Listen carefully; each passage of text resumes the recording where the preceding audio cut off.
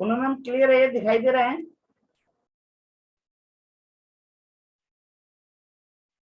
हाँ जी विनोद जी, दिखाई हाँ दे रहा है ना क्लियर है, सामने? क्लियर है, क्लियर है।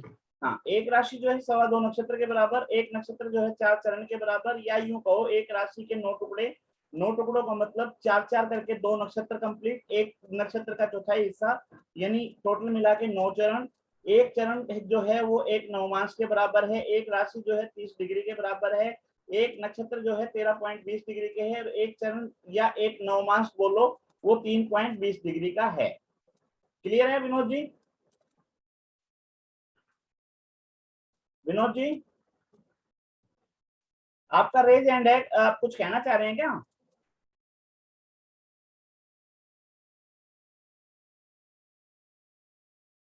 चलो आगे स्टार्ट करता हूं। इसमें जो नीचे लाइन लगाई है मैंने, इसको आप एक राशि मान लीजिए। राशि का मतलब ये है कि ये यहाँ 0 डिग्री से शुरू होगी और 30 डिग्री पे खत्म होगी। ठीक है, इसके बराबर बराबर 9 हिस्से मान लिए जाएं।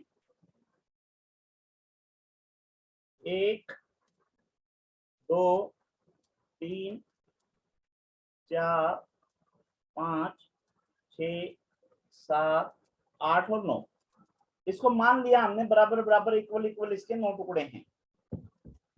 एक प्लेनेट है कोई भी, इसका नाम रख दिया हमने सन।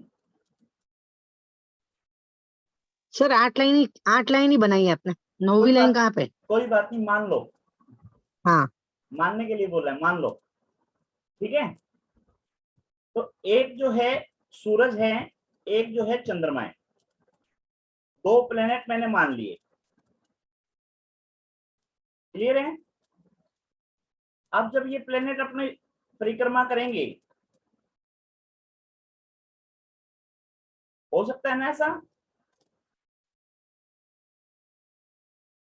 पॉसिबल है पूनम मैम, ना दीपिका मैम? हाँ सर। पॉसिबल है ना? तो इसमें हाँ क्या हाँ। होगा, इसमें क्या होगा कि राशि के 9 हिस्से हैं, यानी 1 1 2 3 4 5 6 7 8 और 9, ये 9 अलग अलग ब्लॉक हो गए, या 9 अलग अलग नवमांश हो गए। तो कहने को तो ये सूर्य और चंद्रमा एक ही राशि में होंगे, दीपिका सांगवी मैम। हाँ सर, लेकिन 9 पार्ट्स में डिवाइड है एक हाँ, राशि। लेकिन अगर बात आएगी नवमांश की, तो एक प्लेनेट जो है वो किसी दूसरे वो चला गया होगा छठे में, और दूसरा चला गया होगा 7वें में। ठीक है ना? हाँ जी। तो इसमें क्या है कि जिस राशि के अंदर ये बैठा है उसका स्वभाव तो देगा, लेकिन जिसके नवमांश में बैठे हैं उनका भी तो रहेगा ना प्रभाव। ठीक है, तो इसलिए जो है ये नवमांश बनाया गया। क्लियर हुआ? मतलब सर जिसके चरण में बैठे उसका भी रिजल्ट देगा?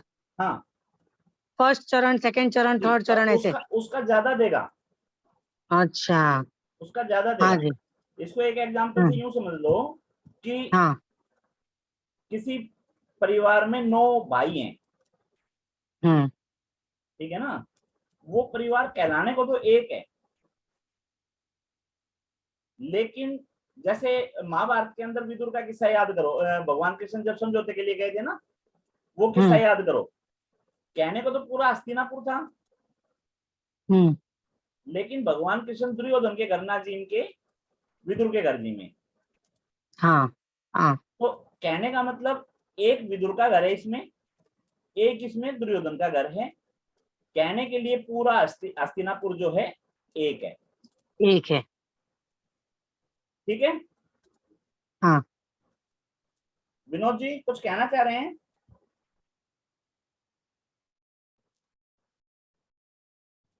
चलो अब आगे की बात है। आगे की बात ये है, जैसे हमने नवमांश को पढ़ा उसी तरह से D1 से लेके D60 चार्ट बने हुए हैं वैदिक के अंदर। D1 टू D60 इनके नामकरण किए गए हैं।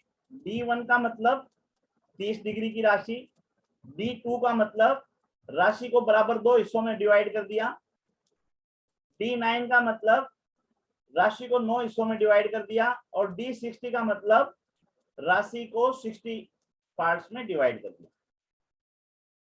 हाँ जी, क्लियर है? हाँ जी बोलिए। एक राशि को 60 में डिवाइड किया, 60 हाँ पार्ट। जी, हाँ जी, हाँ जी, ठीक है।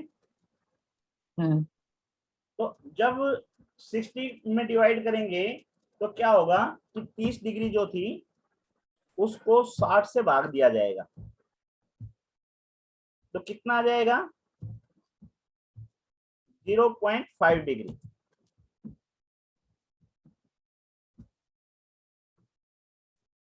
समझ में आ गया? हाँ जी। सर 7 से क्यों? 60 से जब D60 चार्ट बनाना होगा तो 60 से डिवाइड करेंगे ना। अच्छा 30/60। ठीक है। हम्म। कोई डाउट हो, कोई समझ में नहीं आई हो कोई चीज? हाँ जी, फिर आगे चलेंगे। दीदी समझ में आ रही है ना चीजें? हाँ जी भैया। ये समझ में आ रहा है क्यों, क्या फर्क पड़ेगा इनका? हाँ जी भैया, है ना? नवमांश में तो बहुत जरूरत होती है। हाँ भाई नवमांश को हम अधिक महत्व देते हैं, बाकी हाँ जी। D60 तक चार्ट बनते हैं। ठीक पर है। सर D60 में रिजल्ट क्या ज्यादा ये मिलते हैं क्या, अपने सटीक मिलते हैं? ठीक, तो देखो क्या होता है, मैं बताऊं आपको कि क्या बताऊं, क्या क्या एग्जांपल दूं।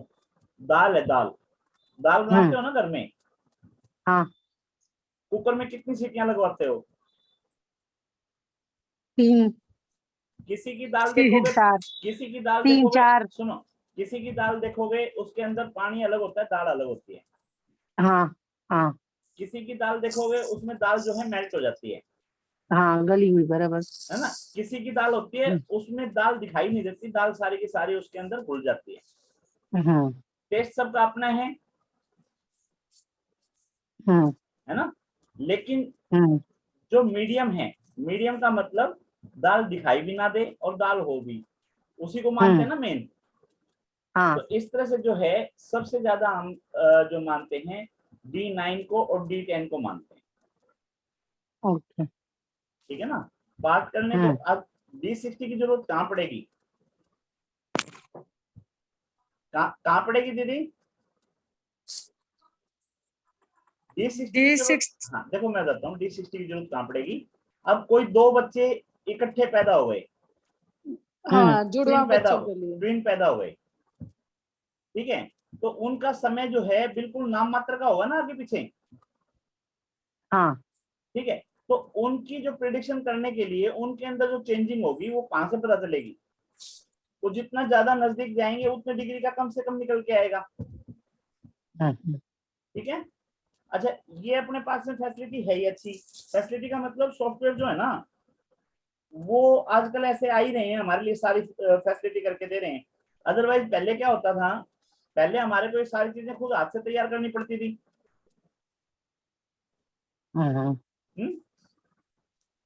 विनोद जी कुछ कहना चाह रहे हो क्या? नहीं सर, नहीं सुन रहा हूँ जी। क्लियर है बात सारी? सुन रहा हूँ सर, सुन रहा हूँ। हाँ क्लियर है ना। बिल्कुल राइट सर। जी। जी अच्छा, सर। अभी मैं आपको एक सॉफ्टवेयर भी दिखा देता हूँ जो प्ले स्टोर के ऊपर फ्री ऑफ कॉस्ट अवेलेबल हैं, और उनसे आप इजीली अपना है ना चार्ट जो है वो बना सकते हैं।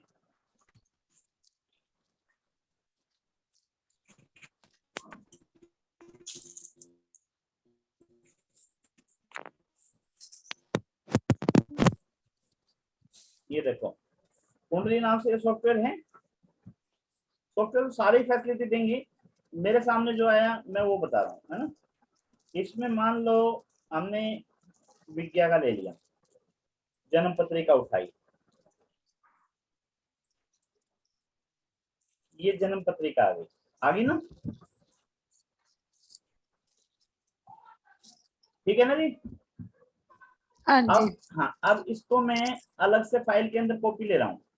रीजन आपको स्पष्ट दिखाई दे जाएगा। अभी सारी चीजें याद तो रहेंगी नहीं, ठीक है। ये हमने ले ली D1 की कॉपी।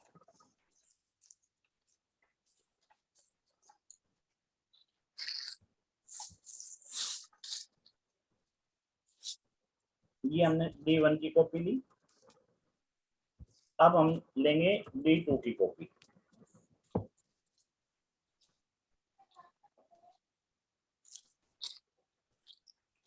ये देखो हो गया। अच्छा, उसके बाद में क्या है, चलित कुंडली है, चंद्र कुंडली है, सूर्य कुंडली है, ये भी बताऊंगा। पहले ये जो डिविजनल चार्ट है ये बताता हूँ। ये होरा कुंडली लिख रखा है, ठीक है। होरा कुंडली का मतलब क्या है कि हमारे पास में 12 भाव हैं, 24 घंटे हैं पूरे दिन में। तो एक लगन को 2 घंटे मिले हुए हैं, उसका नाम रख दिया हमने D1। अहोरा, अहोरात्र बोलते हैं, अहोरात्र। ए जो है साइलेंट हो गया और त्रे साइलेंट हो गया, बीच का होरा होरा बच गया। होरा को आप समझ सकते हो 1 घंटे के बराबर। तो कहता है कि अगर आपको 1 घंटे का लगन बनाना हो तो आप होरा कुंडली बना लो।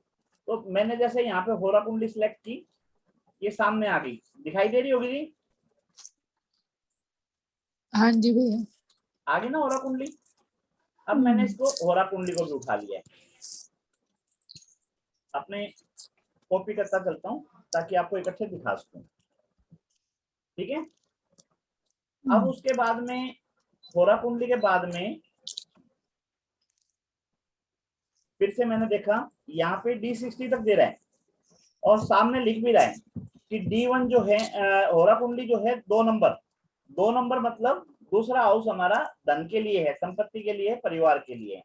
तो कहता है कि संपत्ति को अगर अच्छे से क्लियर करना है, धन को अच्छे से क्लियर करना है तो आप D2 कर लो। छोटे बहन भाई को देखना है तो D3 देख लो भाई, तीसरे हिस्से से उसको कर लो। इसका जो नाम दे दिया दृष्ट कान कुंडली भी नाम दे दिया, है ना। इसी तरह से सुख भाव को देख रहे हो तो D4 कर लो। चतुर्थांश कुंडली बोल दिया जिसको, ठीक है। पंचम भाव को देखना है तो पंचमांश कुंडली कर लो। तो हम जो ज्यादा करते हैं नवम और दशम, नवमांश और दशमांश, इसका सबसे ज्यादा यूज होता है। या यूज होता है D1 का और चंद्र कुंडली का, ठीक है। तो एक बार मैं ये 9 मास की ओर ले लेता हूँ। D2 के बाद में ये 9 मास की कुंडली आ गई, ठीक है। और ये उठा लिया हमने, इसको भी कॉपी। अब आपके समझ में आ गई होगी। अब मैं इनको अपना आपके सामने लेके आता हूँ तीनों को इकट्ठा, ताकि आप तीनों को इकट्ठा रीड कर सको कि तीनों में अंतर क्या है।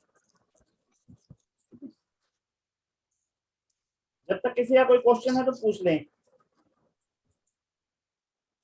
हाँ जी,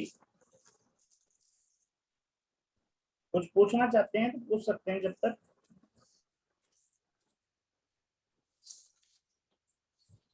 है क्या कोई किसी का क्वेश्चन? चल ठीक है।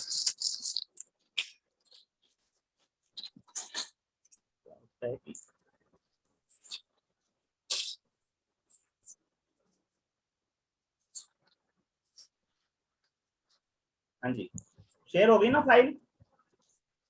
अब इसको हटा दूं यहाँ से जो लिख रखा है, जो सामने है इसको हटा दूं ना, इसको हटा दिया है।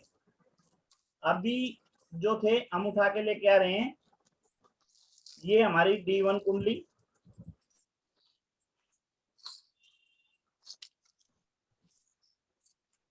अब D2, ये D2 कुंडली,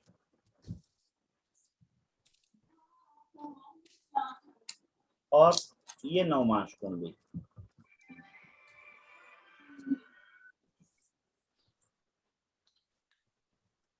हाँ जी, तीनों कुंडलियां दिखाई दे रही हैं। Yes sir. अब देखो, आप देखो इनमें लगन भी चेंज हो गया तीनों में। हाँ जी, लगन चेंज हो गया ना। हाँ जी। क्या कारण रहा? क्या कारण रहा कि इनका लगन चेंज हो गया? विनोद जी बताएंगे?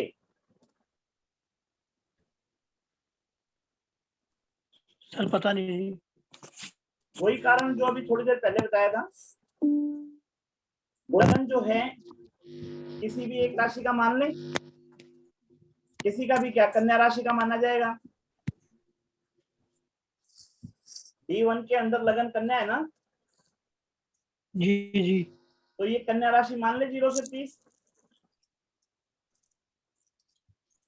हाँ जी, ठीक मान सर। लेना सर। अब उसके बाद में क्या है, उसके बाद में लगन की एक डिग्री होती है, पता है ना इस चीज का? हाँ जी हाँ जी। तो यहाँ पे लगन की डिग्री जो है वो कितनी है? लगन की डिग्री है 20.26। कितना है? 20.26। 20.26। ठीक है, तो 20.26 का मतलब क्या है कि जब इसके दो टुकड़े कर दिए, बराबर बराबर दो टुकड़े कर दिए,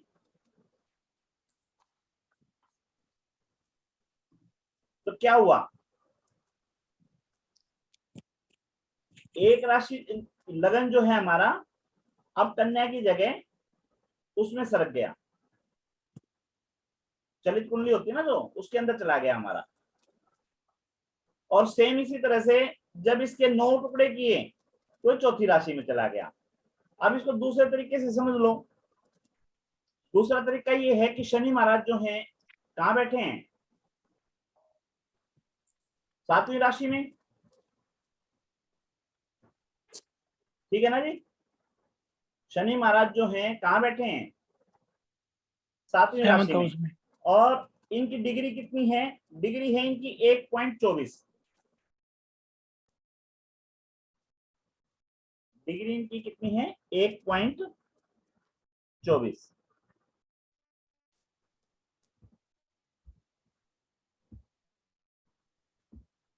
अब इसका क्या है कि जो इनके 9 टुकड़े किए गए, या पहले 2 टुकड़े किए इसके, D2 का मतलब क्या है? 2 टुकड़े किए इसके, तो 2 टुकड़े किए तो इस क्षेत्र के ऊपर किसी दूसरे प्लेनेट का अधिकार आ गया, इस क्षेत्र के ऊपर दूसरे प्लेनेट का हिसाब आ गया। इसको भी क्लियर कर दूंगा, मैं समझा दूंगा अच्छे से। ठीक है, तो आगे D2 के अंदर शनि महाराज जो हैं उसी के अकॉर्डिंग दूसरी राशि में चले गए। यहां शनि कहां चले गए? सूर्य चंद्र मंगल बुध शुक्र शनि सारे इसी में आ गए।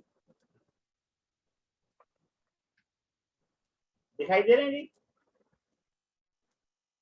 और सेम इसी तरह से जब 9 टुकड़े किए तो शनि महाराज जो हैं उनको स्थान मिला 7वीं राशि में। ठीक है, इसके टुकड़े जो हैं कल समझाऊंगा कि पहला टुकड़ा किसको मिलेगा, दूसरा किसको मिलेगा। जैसे केपी के अंदर हमने उसके टुकड़े किए थे नक्षत्र के, उसमें क्या रोल था? क्या रोल था विनोद जी?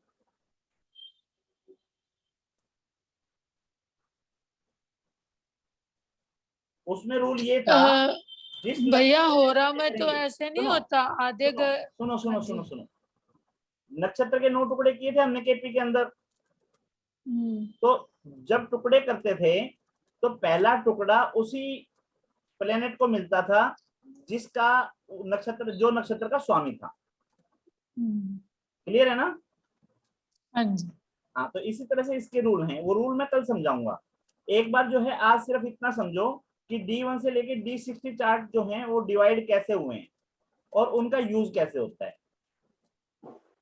ये बात समझ में आ रही है ना भाई? पूरी लाइन जो है मेरी वो एक राशि मान ली 30 डिग्री की। ठीक है, उसके मेरे को जितने भी टुकड़े करने हैं उतने उसके टुकड़े हो गए। उन टुकड़ों के ऊपर अलग अलग प्लेनेट की जो है वो हो जाएगा, आधिपत्य हो जाएगा। और जो जिसके टुकड़े में चला जाएगा वो उसमें दिखाएगा।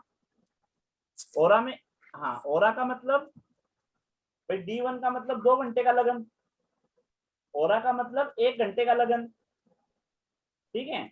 और नवमास का मतलब एक राशि का 9वां हिस्सा यानी 3.20 डिग्री पे का एक लगन।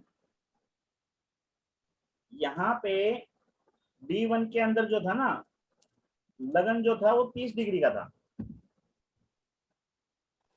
जब होरा की बात आई तो यहाँ पे 15 डिग्री का रह गया, और जब नवमास की बात आई तो ये 3.20 डिग्री का हो गया। ये बात अच्छे से क्लियर हो गई हो तो आगे चलें। विनोद जी कहना चाह रहे हो कुछ?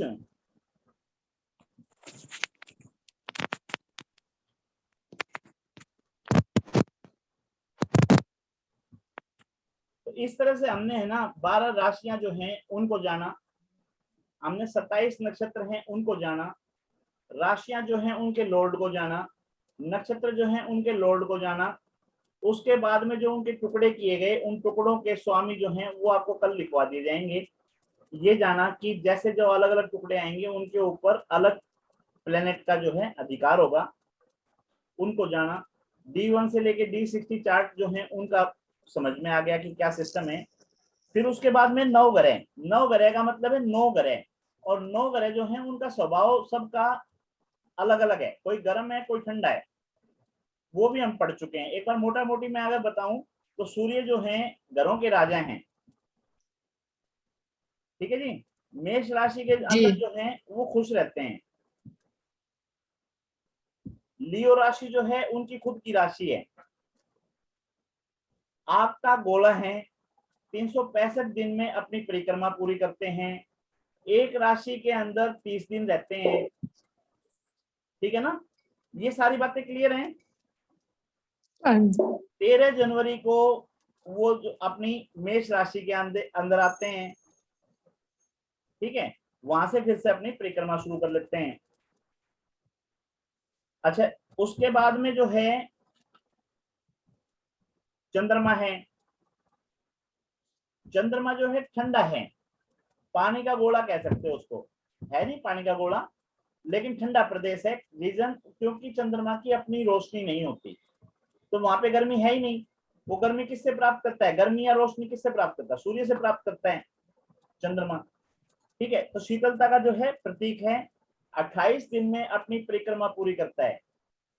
अच्छा, इसमें दो दो वो है मत, दो मत क्या है कि एक परिक्रमा जो है वो सूर्य की होती है, कि सूर्य जो है ये सूर्य है और सारे प्लेनेट जो हैं इसके चारों तरफ जो है परिक्रमा करते हैं। एक मत तो ये है, ये सूर्य और इसके चारों तरफ परिक्रमा, एक मत। दूसरा मत क्या है कि हम बैठे पृथ्वी पे,